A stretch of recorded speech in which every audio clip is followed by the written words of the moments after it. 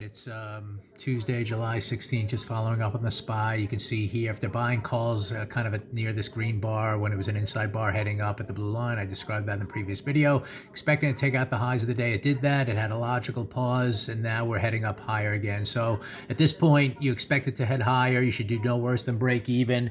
The options that I bought here at the calls at 559 calls, it's 539. They're up to 607. So at this point, if it doesn't follow through, you had your little pause here at the highs of the day, and now you're expecting kind of a directional move here. One push up, kind of a pause, a second push up if all goes well.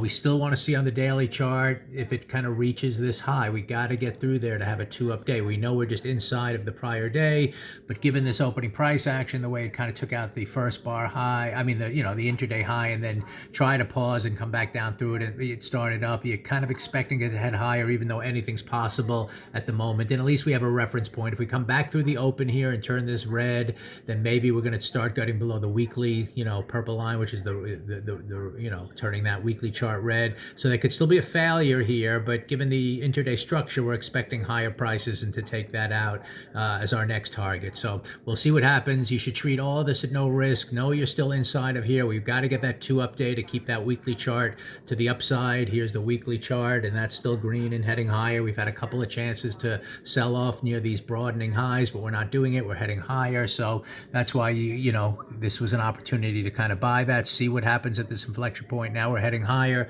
See what happens if we can hit this inflection point where it sold off before. But all signs could be that we're not broadening lower, and we're trying to reach for higher levels before any kind of sell-off will develop here. Again, the calls, if you want to treat them however from a no risk standpoint, the 559 calls are up to, I bought a 539. They're asking 633 right now. So almost a point higher now as we head higher. So all at no risk, and we'll just see what happens for the rest of the day and do a recap at the end of the day.